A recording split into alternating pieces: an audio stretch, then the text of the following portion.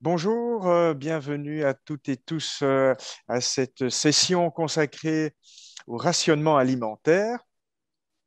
Euh, pour en parler, j'ai le plaisir d'accueillir Lara van der Stickelen. Lara van der Stickelen est coordinatrice développement durable à l'EFEC, l'École pratique des hautes études commerciales.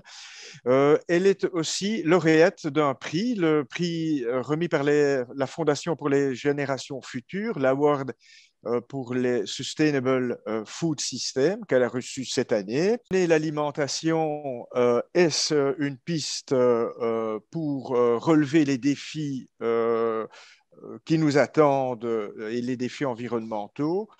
C'est la question que je pose immédiatement à Lara et je lui cède la parole. Bienvenue à toi et merci de ta présence.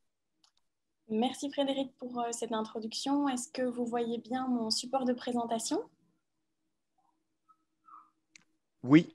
Oui, ok, super. Bonjour à tous, merci d'être là. Je vais donc aussi un besoin qui a un impact significatif sur nos écosystèmes. Je vais donc commencer cette présentation par évoquer les interconnexions entre systèmes alimentaires et ressources naturelles et aussi la complexité croissante de ces interconnexions dues aux changements environnementaux actuels. Et puis ensuite, après cette mise en contexte, je m'attarderai peut-être enfin sur le point central de mon mémoire de fin d'études, mémoire que j'ai présenté en 2019 à l'ULB, à savoir l'étude du rationnement alimentaire comme possible instrument de politique environnementale. Lara, est-ce que tu m'entends? Oui. On ne voit que la moitié de ta présentation. Je Ah, crois que c'est tu étonnant. devrais peut-être... Ouais. Voilà, C'est mieux c'est comme ça? mieux. Oui, c'est Ouais, parfait. Merci super, à toi. super. Donc, les interconnexions. Je vais vous parler du premier volet, c'est-à-dire le volet qui concerne les impacts des systèmes alimentaires sur l'environnement. Okay, donc je vais vous parler de cette première flèche que vous voyez là qui va de la droite vers la gauche. Il est globalement admis aujourd'hui qu'il contribue par exemple au changement climatique via d'importantes émissions de gaz à effet de serre, à la déplétion des ressources terrestres et aquatiques, dont l'eau douce, à la pollution, voire même la destruction de certains écosystèmes, à la perturbation de ce qu'on appelle les grands cycles biogéochimiques, donc les cycles de l'azote en particulier et du phosphore, et évidemment à la perte de la biodiversité. Je vous partage à cet égard 3 chiffres que je trouve personnellement assez éclairants et qui permettent vraiment de saisir l'ampleur des impacts environnementaux de l'alimentation mondiale sur les écosystèmes. Alors, premièrement, comme vous pouvez le lire, du total des émissions d'origine humaine, d'origine anthropique, 20 à 30%, donc on pourrait dire un quart, proviennent des systèmes alimentaires. Et l'agriculture est de loin le principal contributeur. C'est quand même assez percutant. Un deuxième chiffre, près du tiers des stocks mondiaux de poissons sont surexploités et plus de la moitié ont atteint leur limite de résistance. Et enfin, les populations d'oiseaux communs liées aux espaces agricoles ont connu une diminution de 55% de leurs effectifs entre 1980 et 2016. Ce sont tous des chiffres que je tire principalement de la FAO, donc l'Organisation des Nations Unies pour l'alimentation et l'agriculture. Et d'un point de vue scientifique, il est globalement admis que nourrir 9 milliards de personnes en 2050 aura a priori plus d'impact encore, impliquera une pression plus importante encore sur les ressources naturelles que celles déjà existantes aujourd'hui. Et ce, indépendamment du volume et des méthodes de production alimentaire envisagées. Mais alors, dans ce contexte, que faire? Il y a beaucoup de recherches sur les modes de production alimentaire plus respectueux de l'environnement, et c'est tout à fait important. Mais néanmoins, tout porte à croire que ces modifications en termes de production ne suffiront pas, et qu'il s'agit également de se tourner vers la recherche de solutions au niveau de la consommation. Quel type de solution? Une solution qui est assez médiatisée, c'est celle de l'orientation des régimes occidentaux vers des options plus durables. vous avez certainement entendu ces slogans « manger moins de viande » ou même « manger moins de produits d'origine animale, c'est meilleur pour l'environnement ». Et c'est une proposition qui a effectivement des fondements scientifiques. Il y a d'assez nombreuses études qui étudient la durabilité des régimes alimentaires. Je vous en montre d'ailleurs une ici, de Van Doren notamment. Et vous voyez ici une matrice comparative de 6 régimes, mais non seulement en fonction des critères de durabilité, mais aussi en fonction des critères de santé. Et c'est ce qui est assez intéressant, c'est que les approches de ces chercheurs combinent bien souvent alimentation, environnement, mais aussi santé humaine, et que des corrélations sont remarquées entre les considérations sanitaires et environnementales. Par exemple, à nouveau, sans surprise, la consommation de viande et de produits laitiers, ainsi que de ce qu'on appelle les extras, donc les snacks, les sucreries, les pâtisseries, ont à la fois un haut impact environnemental, mais aussi sanitaire. Je me permets aussi de préciser que, outre l'orientation des régimes alimentaires vers des options plus durables, il y a bien sûr d'autres leviers de réduction des impacts environnementaux des systèmes alimentaires occidentaux.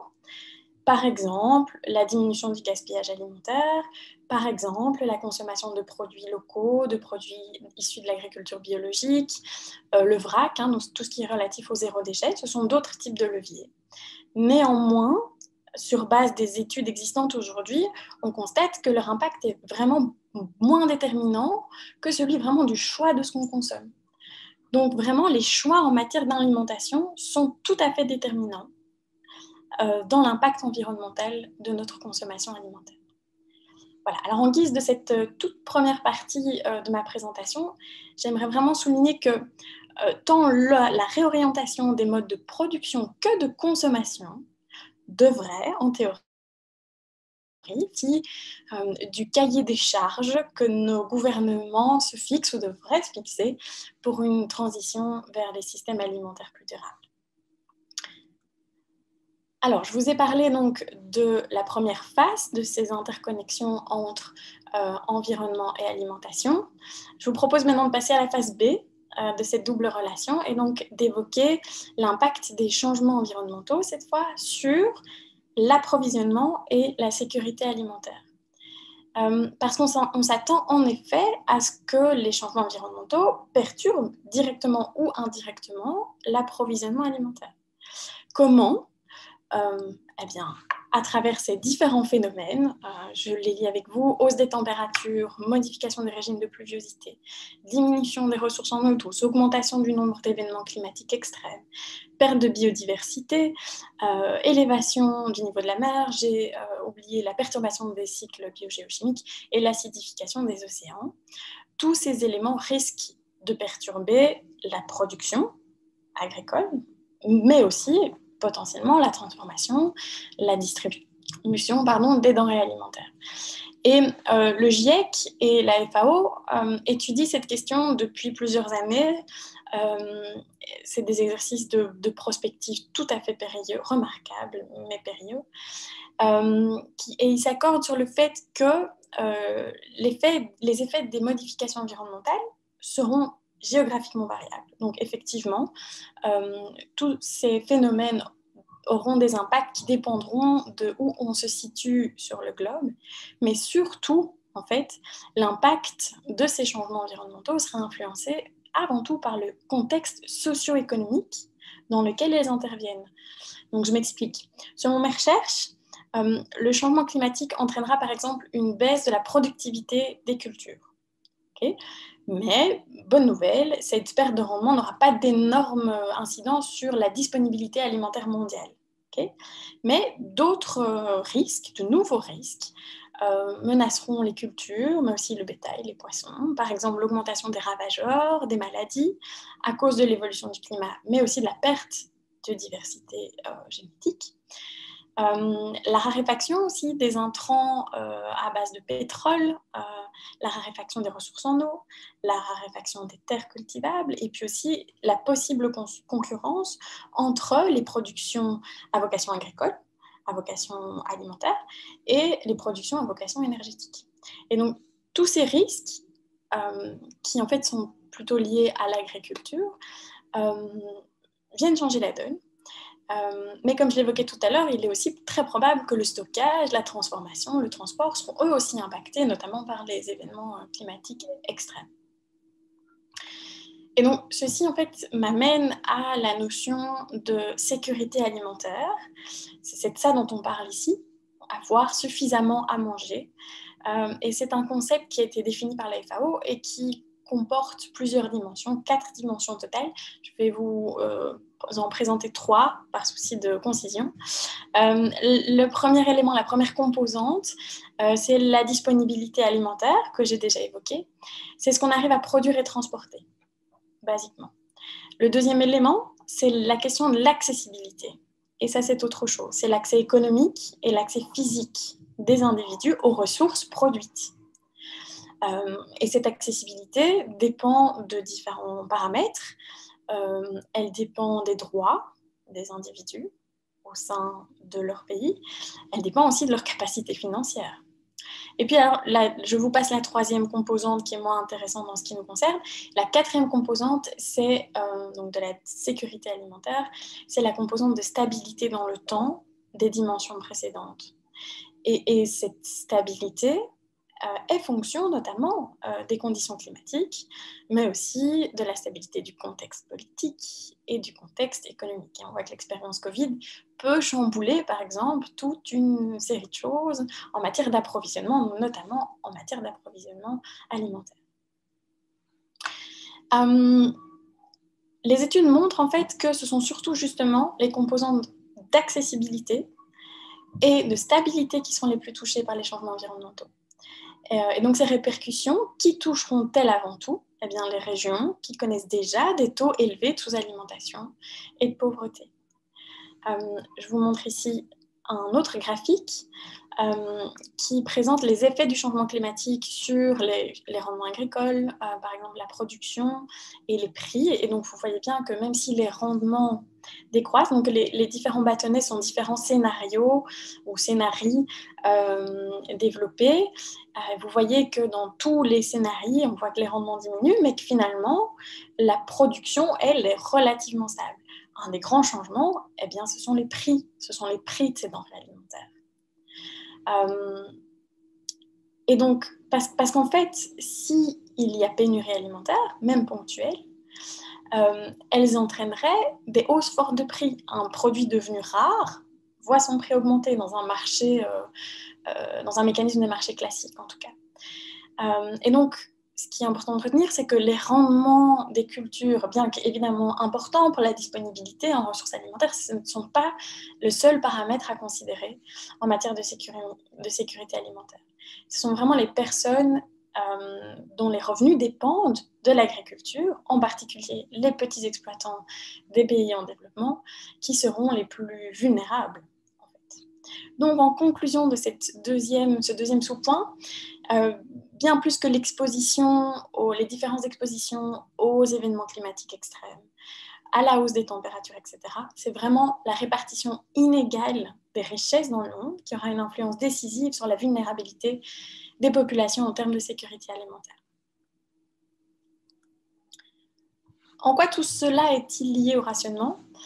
Eh bien, cette première partie m'amène à conclure que un double défi vraiment attend nos sociétés et leur gouvernement, mais pas uniquement, c'est celui de coordonner à la fois des politiques alimentaires d'atténuation, c'est la première flèche, donc l'impact, donc des politiques d'atténuation permettant de limiter les impacts environnementaux des systèmes alimentaires.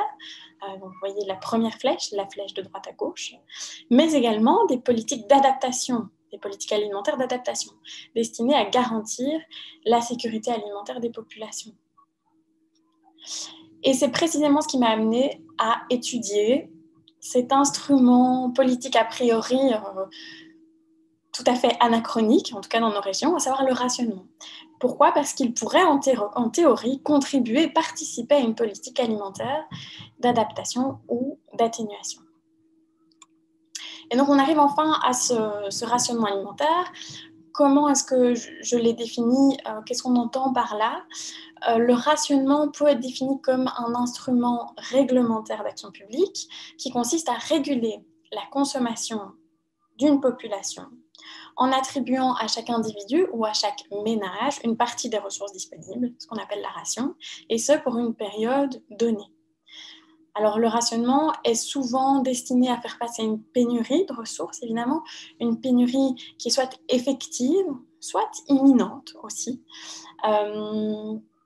Elle peut aussi, le rationnement, on en parle aujourd'hui en termes d'alimentation, mais il peut être appliqué à bien d'autres ressources, par exemple l'électricité, l'essence, l'eau, et ça a déjà eu lieu. Ce qui est important de retenir, je trouve, c'est que l'objectif fondamental de toute mesure de rationnement est bien d'ordre éthique et social. Il s'agit de garantir une répartition aussi équitable possible de ressources disponibles, de ressources qui se raréfient. Alors, l'originalité de mon travail, en quelque sorte, a été d'avoir investigué la pertinence et le réalisme aussi du rationnement, non pas en tant qu'instrument de politique alimentaire uniquement, mais en tant qu'instrument de politique environnementale, à la fois d'atténuation et d'adaptation. Alors, comment ai-je procédé? J'ai d'abord étudié le rationnement dans une optique rétrospective, c'est-à-dire que je me suis penchée sur 5 dispositifs de rationnement alimentaire passés et contemporains. J'ai abordé le rationnement alimentaire en Belgique et au Royaume-Uni pendant la Seconde Guerre mondiale, mais également en Égypte, à Cuba et au Venezuela, où il est toujours d'actualité aujourd'hui. Quels ont été les résultats de cette comparaison entre ces 5 dispositifs de rationnement? Alors, le premier résultat auquel j'ai abouti, c'est une typologie théorique en 4 axes qui permet d'analyser, mais aussi d'envisager des dispositifs de rationnement alimentaire. Et vous voyez ces 4 axes à l'écran. Donc, il y a l'axe de l'étendue, des produits rationnés, de leur degré de spécificité, l'unité choisie pour rationner. Est-ce qu'on rationne en points? Est-ce qu'on rationne en quantité, en kilos, en litres? Et aussi la question des critères de différenciation des bénéficiaires du rationnement. Ça, c'est un de mes résultats. D'autre part, cette comparaison m'a permis de constater que malgré les contextes économiques, sociaux et politiques très différents des 5 dispositifs de rationnement que j'ai étudiés, ceux-ci ont rencontré des écueils tout à fait similaires. C'est assez intéressant. Par exemple, le rationnement, bien qu'il soit en principe une mesure strictement réglementaire, il s'accompagne quasiment systématiquement, non pas quasiment, il s'accompagne systématiquement d'interventions économiques diverses. On fixe les prix, on accorde des subsides, par exemple. Et ces interventions économiques sont conçues comme des filets de protection sociale, destinés à permettre aux ménages avec des bas revenus de se procurer ces denrées devenues rares et donc, à nouveau, puisqu'on est dans une économie de marché assez classique, aurait été accaparé en fait par des individus, accaparé entre guillemets, bien que si, par des individus disposant d'un revenu plus élevé. Donc en termes économiques, clairement, le rationnement va à l'opposé d'une libéralisation de marché. C'est un premier constat. Et outre ces mesures purement économiques, le rationnement s'accompagne aussi presque systématiquement de mesures de planification économique. C'est-à-dire que sont régulées à nouveau toutes les étapes de la chaîne de valeur alimentaire. La production, le stockage, la transformation, le transport, tout ça est régulé et on comprend. Si on décide de limiter la consommation de certains produits, on n'a pas de politique alimentaire cohérente si on ne pense pas aux conséquences que cette limitation aura sur l'amont de la chaîne de production alimentaire. Très concrètement, si on décide de limiter la viande, la consommation de viande, que va-t-on faire avec les producteurs de viande? On est vraiment dans un équilibre qu'on modifie complètement. Et donc, dans les 5 exemples que j'ai étudiés, on constate une sorte de mainmise en fait, sur l'approvisionnement alimentaire qui est considéré tout à fait nécessaire pour faire face à la pénurie, donc effective ou imminente, mais ceci entraîne évidemment toute une série de problèmes, par exemple une collecte très fastidieuse de données, un appareil administratif très lourd et très coûteux. Dans les versions aussi plus récentes du rationnement, ces versions sont digitalisées. Elles posent aussi des questions d'utilisation des données personnelles des consommateurs. Et puis aussi, il y a des effets plus cocasses. On a remarqué des effets cocasses sur la psychologie des consommateurs dans un contexte de rationnement. Je vous en parlerai par la suite si ça vous intéresse. Voilà, quelques écueils que j'ai pu mettre en avant. Alors ensuite, dans la deuxième partie de mon travail, je me suis attachée à décrire le rationnement dans une approche plus prospective, c'est-à-dire que j'ai étudié des dispositifs de rationnement plus contemporains vraiment, mais cette fois relatifs au carbone, dans un contexte vraiment plus environnemental, avec pour objectif donc de réfléchir aux modalités d'organisation d'un possible rationnement alimentaire comme instrument de politique environnementale. Et j'ai étudié principalement 3 dispositifs. La carte carbone, un projet de carte carbone qui a vu le jour en Grande-Bretagne, les groupes volontaires de rationnement du carbone et le carnet de rationnement énergétique de la NEF, la New Economics Foundation, qui est un think tank londonien. À savoir que les CRAC, donc les groupes volontaires de rationnement du carbone, et le carnet de rationnement énergétique de la NEF, eux, ne sont pas du tout des politiques publiques, c'est bien des initiatives de particuliers.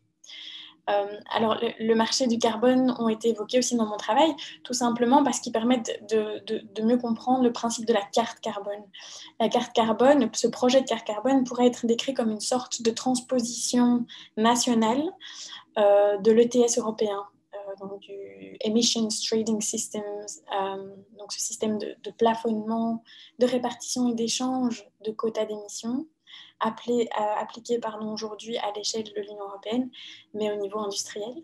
Et donc effectivement, la grande différence avec la carte carbone, c'est que c'est un système de rationnement qui aurait été imposé aux particuliers, pas aux entreprises, vraiment aux particuliers. C'est une proposition en fait, qui n'est pas si récente que ça. Au final, elle est née en 1996. Elle a entamé sa carrière politique en 2004 pour être finalement totalement abandonnée en 2008. Voilà pour la carte carbone dont j'ai étudié les modalités, notamment sur base de la typologie en 4 axes que j'ai développée et que je vous ai présenté à l'instant.